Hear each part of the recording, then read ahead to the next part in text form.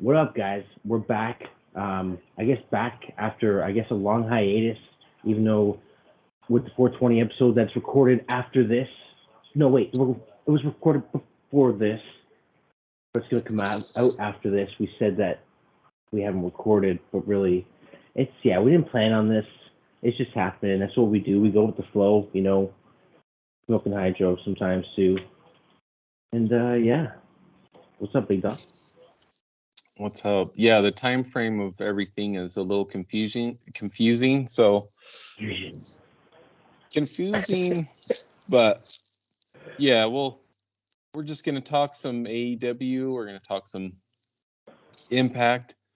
Yeah. This will come out before the 420 episode, so we kind of talked like it was like a reintroduction on that episode, so it'll all make sense when you see it. But but yeah. Oh. Yeah, see what happens and see how the flow goes. If people are questioning it, hey, two stoners, that's what happens. Anyways, big ROH, goddamn. Big ROH main event for Dynamite, but I feel this whole show, at least most of it was, it was obviously a stacked wrestling show, I feel, in a way. There wasn't much backstage segments or anything like that, really promos. It was mostly, Tony Khan did kind of say that was going to happen before the show on Twitter. But yeah, there were some, hidden misses here, but overall I thought it was a good show, except for the ending. The ending was kind of, you got, what would you say? Yeah. See, so to me, it was kind of like the perfect example of how AEW is a lot of time with Dynamite, especially. Yeah. I feel like Rampage is like definitely a far distant second show where they don't put as good of stuff on. But with Dynamite, it's usually like a roller coaster. Like some things for a while, it's like good. And then sometimes, honestly, like some of it's the best stuff, I feel like, in wrestling. Yeah. And then there's other segments where I'm left very confused. And that's kind of how this one was. I'm trying to, oh man. See, now it's going to sound like I didn't actually watch the show, but I did. I didn't watch every single thing closely. But I'm trying to think off the top of my head. CM Punk had a match to kick off the show with. That was with Penta Oscuro. Oh, that's right. Yeah, that's right. It was Penta. Dark Persona. Yeah, Darker Persona, I guess you could say, with Alex Abrahantes. If I pronounced that properly. Right, and I thought it was it was an okay match. There were some spots that were a little bit like weird here and there, but that's probably the first time they've ever had a match, I would think. I believe so. I haven't really looked at. I've never seen them wrestle in AEW. Ring of Honor. I think they would have been too young, so they're probably training with like Teddy Hart or something. I think they trained with Teddy Hart back then. Random, I think. But yeah, this is first time. I was kind of like I was looking forward to it. It was really long. I don't mind long matches. Usually for the most part. But it just it was a really long opening match. But yeah. Going with the only person that Punk has lost to since he's came to AEW has been MJF, if I remember correctly. So, yeah. It's kind of predictable that most of the time CM Punk is going to win, but you can still like get people over and have a good match, even though you kind of like the results may be a little bit predictable. Yeah, I know exactly. Because I thought it was okay. But that's the thing is like it started off with the CM Punk and it's not Pentagon Jr., it's Pentagon Oscuro. Yeah. Oscuro. Yeah. It's still fresh in my mind, like kind of still getting used to it. And it's weird because like it's a little bit hokey, like his dark persona like popping up behind the tombstone, and then yeah. his like translator guy is like a fucking druid, and Yeah. it's trying to be almost like too creepy. Yeah. Or something, but it's fine because in the end it's still Pentagon, and I got to know Pentagon's work pretty well when he was in Impact with him and Phoenix and all that, and Yeah. so I mean I thought it was a decent match, but then there's a lot of other segments where it just, I don't know, I just can't pay 100% attention to because they're just not that entertaining. I just the ebb and the flow of the show is kind of all over the place a lot of times, and that's how this episode was too. Kind of like it's got my attention, then it doesn't, then it does. I don't know. It's interesting.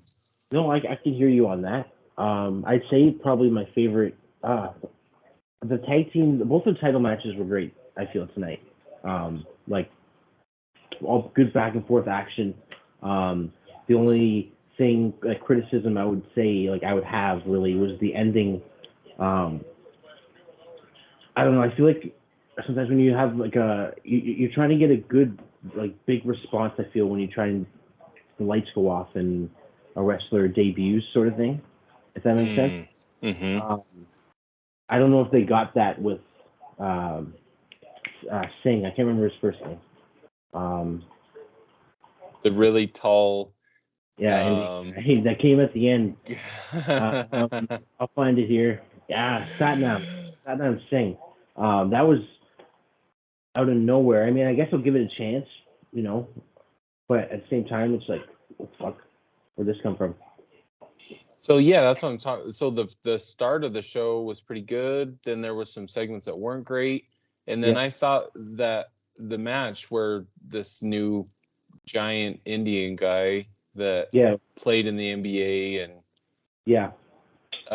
it'll take me a while to get used to his name too. I don't have it off the top of my head. I know you said it, but now I don't even. I still don't have it. But Satnam Singh. But the way it came across to me, just for whatever random reason, I remember watching some of that era of WWE where the Great Khali was kind of pushed as like the main or one of the main heels. Yeah. Do you remember that era where it was like Triple H was a champion off and on during that, and he would come out and do his thing where he would like squeeze their fucking head and then he had do that. The manager that he worked for, the manager that he had worked for WWE for a long time afterwards as like a writer, I believe, or booker or something like that. But I do remember that. It's felt totally similar in a way. Yeah, and if they would have done maybe like some kind of different thing, I wouldn't have thought about it. But as soon as he started putting like the head squeeze thing on Joe, I was like, so are they trying to make this guy like the new Great Khali? And because he's like super tall, kind of like Great Khali was not a great worker because he's like a fucking gigantic, huge giant. So he's not going to work like a smaller person because he's enormous. And this guy's enormous too, so he's not going to be able to do like crazy athletic moves or anything. No, exactly.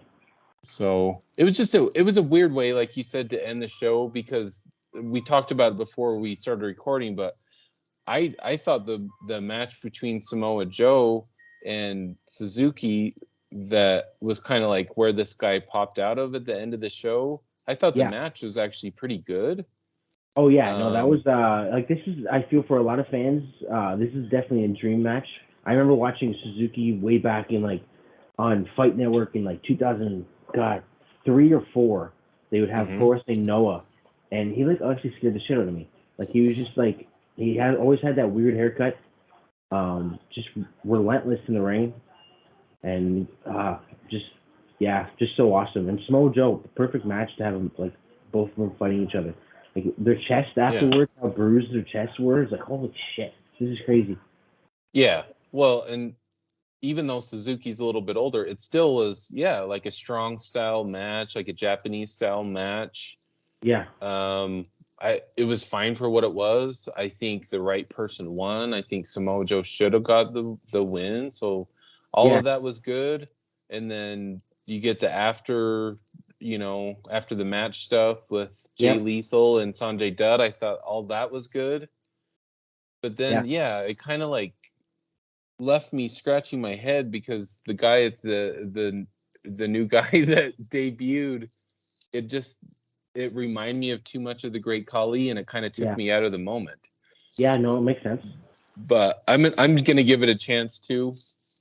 Like you were saying, I don't want to like just shit on it and be like, oh fuck this, blah blah blah. Yeah. I'm not that kind of a fan, but it was to me it was a confusing way, and the crowd didn't react very well to it. So it kind of took like this match and like feud that was like, wow, this is cool. And then it just like took a direction where it was just like, what the fuck happened here at the end? Going on, yeah. No, exactly. So the only thing I'm going to say really that I can add to anything is this seems like Joe, Lethal, and all that, they're all going to be more so, and Sanjay going to be more so involved in Ring of Honor. I wonder if the announcement that's supposed to happen with Tony Khan, I don't know if you saw that on the episode, but Tony Khan's supposed to have some big announcement next week.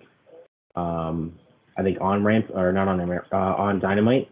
I don't know what the announcement is, obviously, but if it could possibly be an ROH TV deal, who knows? Maybe on TNT or something like that, who knows? Maybe on True TV, I believe they own that as well. But I mean, like, having this little storyline, I hope they do keep it separated eventually. That way, if you're not a fan of seeing, Satnam Singh and stuff like that, you can just watch AEW and not have to be reminded about, Satnam Singh and Ring of Honor and things like that. But it does seem like he needs a bit of time. I mean, obviously not going to judge it fully, but he's probably going to need a bit of time to, grow on people and kind of also get used to being in front of the crowd and all that. And there's going to be mistakes made, obviously, especially his size and all that. And Yeah, I mean, and again, there was other good stuff that happened on this episode. I don't want to make it sound like it was all bad or anything, but I was just like a little bit confused by the end of it. It wasn't the best episode. There's been other episodes they've done recently that have been much better than this, and I mean, there's no way they could outdo the match, from last week that was the main event with FTR and the Young Bucks, and I'm glad FTR went over in that match. Yeah, I think that was the right move. Yep, no, for sure.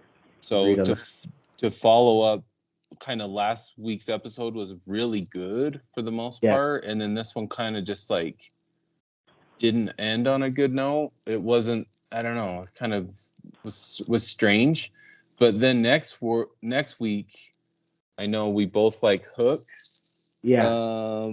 And I mean, he hasn't been like as in the public eye in the last little bit, but no. And he's on Page too, which I don't know. I don't think it gets as much views, right, as Dynamite does.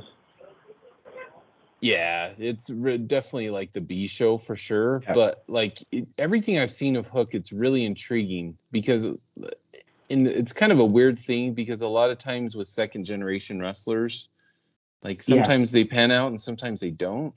And I didn't know what to think about him at first because it took him a long time to actually like have a match. He just kind of like hung out for a long time.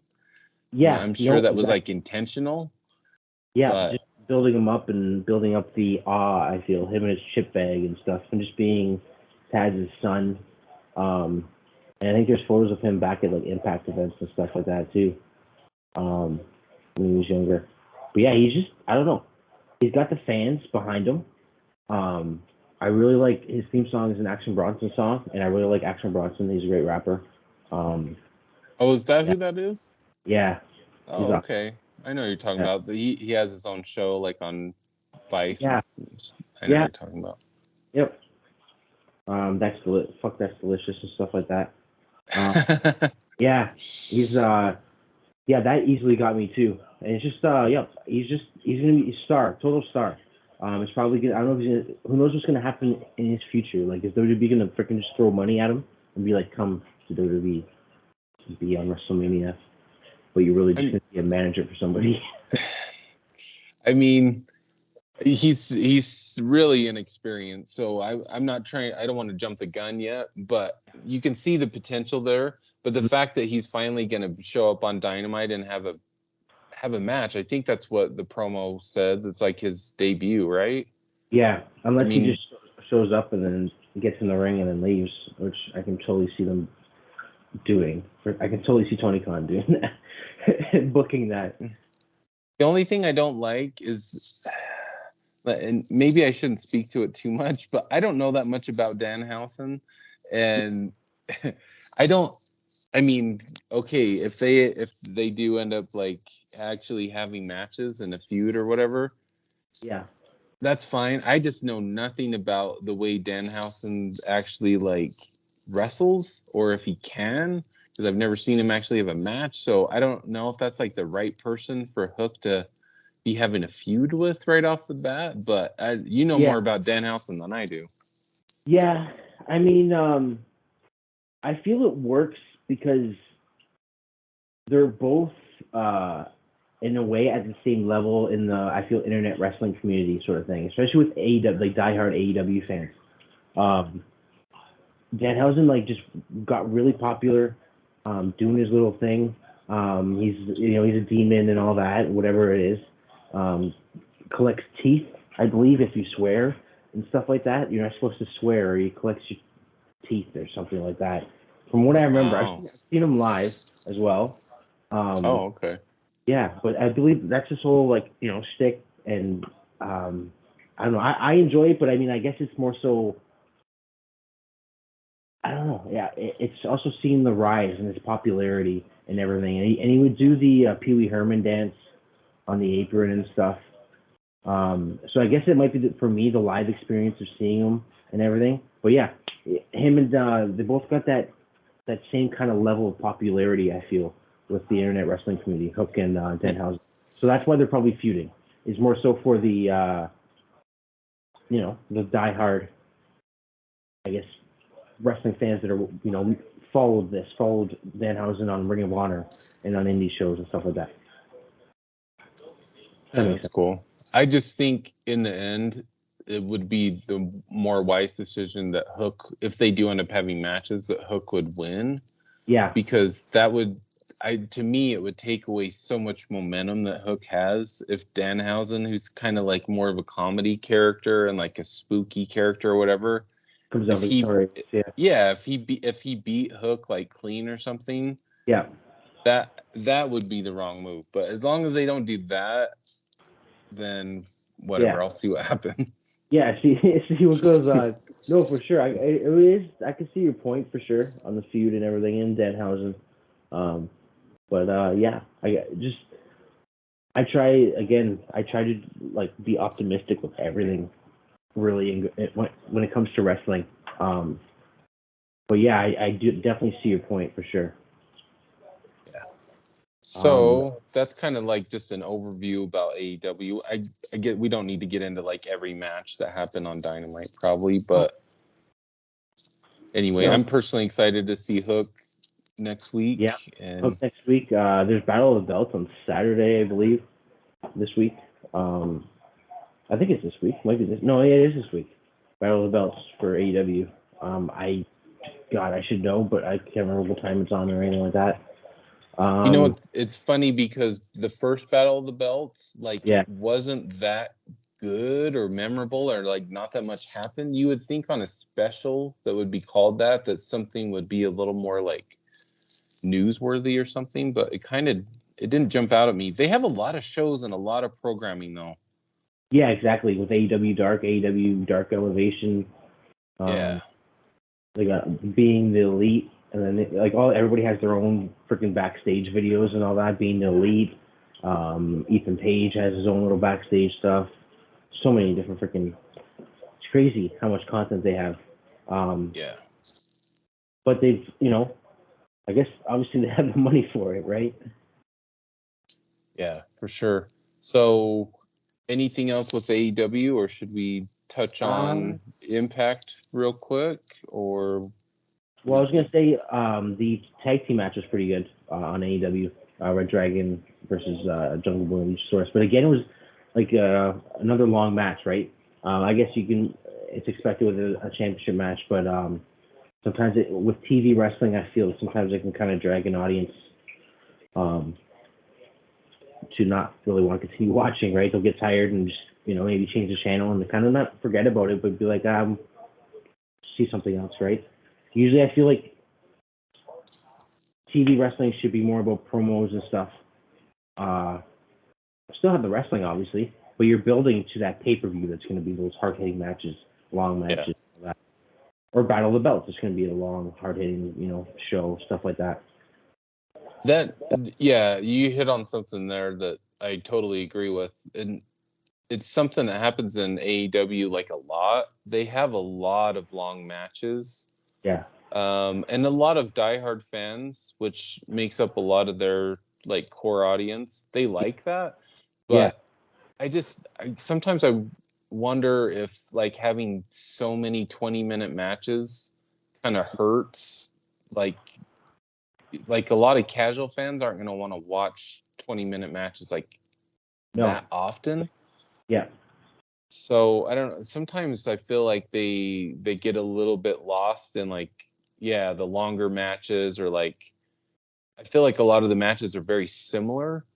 And a lot of it's like a lot of dives, a lot of flips, a lot of it gets into a little more of like the choreograph stuff. Exactly. Like a lucha in a way, right? Yeah. Like a dance kind of. I'm not talking shit. We're not talking shit, both of us. We're just being honest here. That's what it does feel like for sure, and it does.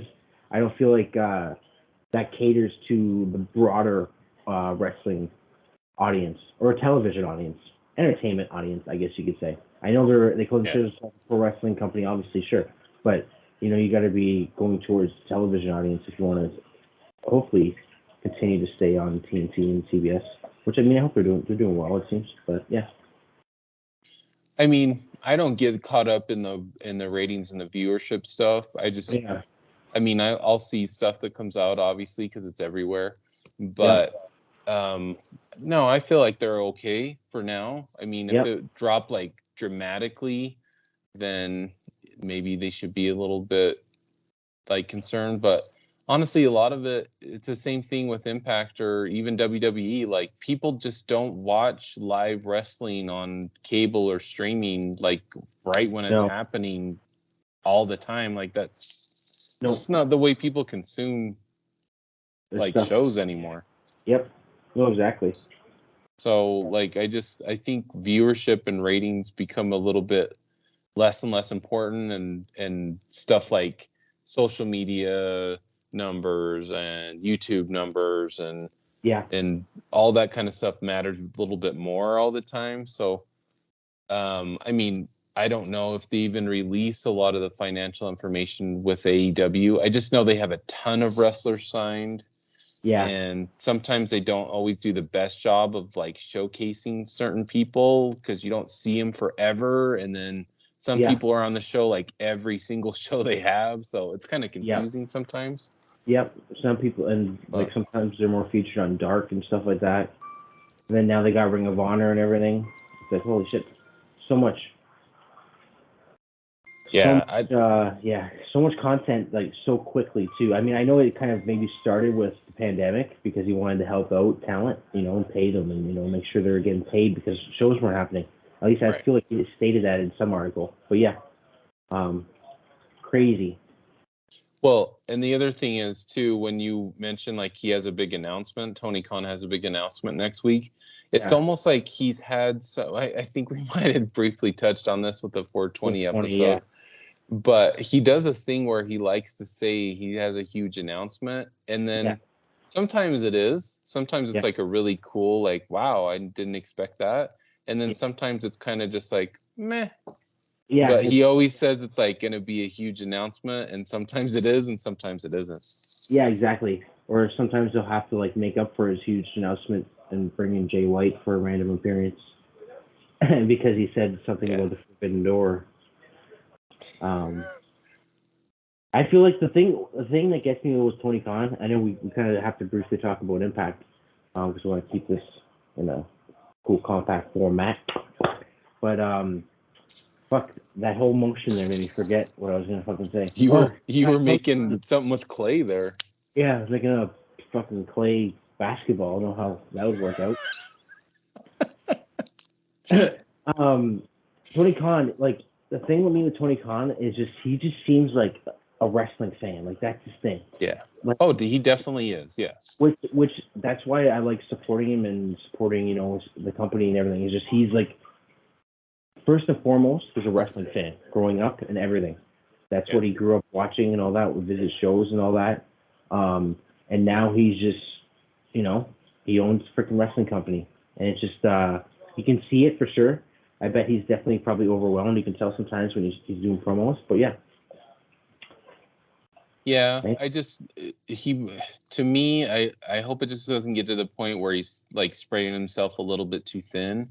Yeah. Because like he has good intentions with buying ROH, and who knows if ROH would have like gone out of business or what would have happened if he wouldn't have bought it because it was kind of on life support anyway. Yeah, exactly. But I mean, if we want to start getting into Impact stuff, it's kind of I don't know, like there was a point there where Impact and AEW were working together and Omega was the champion and all that. And I can see where like Impact fans hold resentment because it kind of it didn't like screw Impact completely, but in a way it did because it's like Omega had the world championship or Impacts and TNA. They were doing two belts there for a while, which is a whole fucking thing too. But anyway, when he was their world champion, it's like it kind of held like the company up a little bit, and in some ways it helped it definitely, but then in other ways it like hurt it because they didn't have their own world champion. It was like the AEW's world champion, and it kind of I don't know. It was like a weird time there for a while. Yeah, I feel like it kind of it went on for too long. It should have been kind of more of a quick boost. Supposedly, obviously, it did help with ratings and stuff, or pay-per-view buys and things like that. I heard, or read, or whatever. Yeah. But I definitely feel you on that, and it felt like that kind of made them lose their identity in a way. Like it felt like another wrestling show sort of thing. Yeah. For a while there.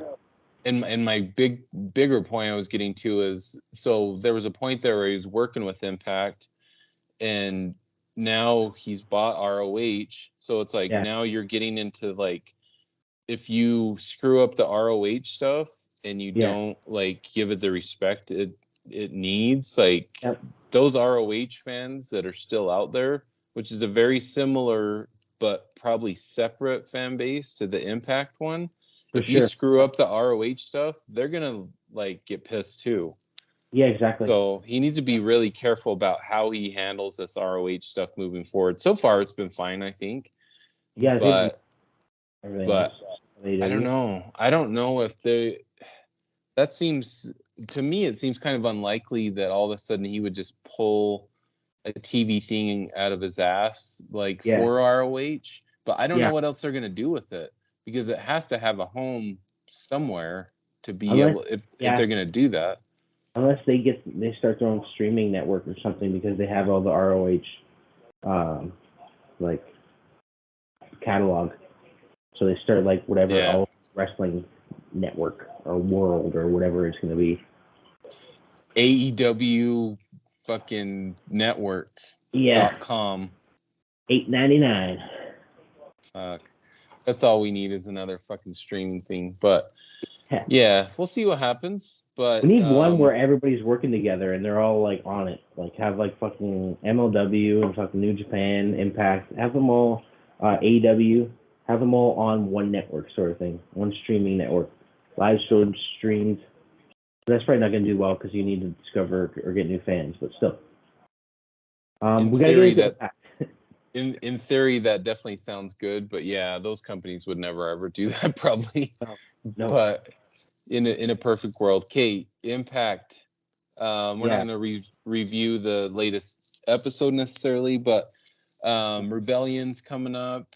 I haven't bought an Impact pay-per-view for a while. I'm going to buy this one. Looking forward to the show. What are your thoughts about Rebellion coming up? It's looking like a pretty good card for the most part. Moose and Josh Alexander, I'd say that's probably my favorite match I'm looking forward to most. Yeah, agreed on that. Yeah, honestly, everybody was thinking Josh Alexander was leaving and stuff, and it was like, he could just fucking easily fake his photos and act like he's leaving and cancel shows. Impact fucking helps out, pays them, or sends another talent, something like that. But yeah, that's the match I'm looking forward to the most. But outside of that, looks like a good card. We just need to see some fresh faces and stuff like that. I don't know. It just feels that's the only thing with me right now. Like the Honor No More was cool. I think we talked about in the 420 episode. Honor No More and that was cool, but then it kind of like deflated and like once Tony Khan bought our Ring of Honor. So that's a weird situation there. Got to get something new in, some kind of storyline in, and what are your thoughts? Well, I think at this point, I'm hoping that it kind of, for me personally, I hope it kind of jumpstarts like my interest again in Impact. But yeah, I agree. Something is kind of like that's why I was bringing up with the, like when Omega was involved and kind of how things went during the pandemic and they didn't have fans for so long. Yeah. Somewhere along the line, it kind of, I don't know, it's like they kind of lost their way, and maybe some fans wouldn't agree with that, but I feel like they need something like an infusion of something like a really cool storyline. I think they were onto something with this Honor No More. Yep. And then, like you just mentioned, it kind of like they can't do that now because ROH was technically like inactive when they started that storyline. Now all of a sudden Tony Khan buys ROH literally, so then that storyline doesn't make sense kind of anymore, or like just took the piss out of it. I don't know. It's just weird. They just keep running into these weird roadblocks. Yeah, exactly. Stuff. Yep, and it doesn't. And it seems like Impact's always been that way. Always been like the roadblocks that keep on hitting them. And they don't seem to really. They recover, but at the same time, they don't recover and then grow in a way. Yeah. Like they roadblock and then they fix it, whatever freaking damage was done, and then all of a sudden, boom, something else happens. I do think it's good that they keep traveling to different locations. Like they've been doing a lot of different, from what I've heard, Poughkeepsie, New York actually used to be like a territory way back in the day where a lot of wrestling shows would happen. I didn't really know that. That seems like a random kind of smaller town for stuff like that, but I don't know much about Poughkeepsie, New York, so I couldn't fucking tell you. But from what I understand, though, it's like a traditional like town where wrestling has happened a lot in the past. Yeah, I think it's the mid. Is it the Mid Hudson Civic Center? Maybe. I think so. That sounds right. That's where ECW used to have shows there. Oh, really? Yeah. Oh, okay. I didn't realize that. Yeah, that should be where it is. So it probably will be a decent crowd. It seems like they need to do something where they kind of create some attention, because I don't see this Honor No More storyline going on, which sucks, because then it kind of like screws over what Eddie Edwards' whole like direction was too.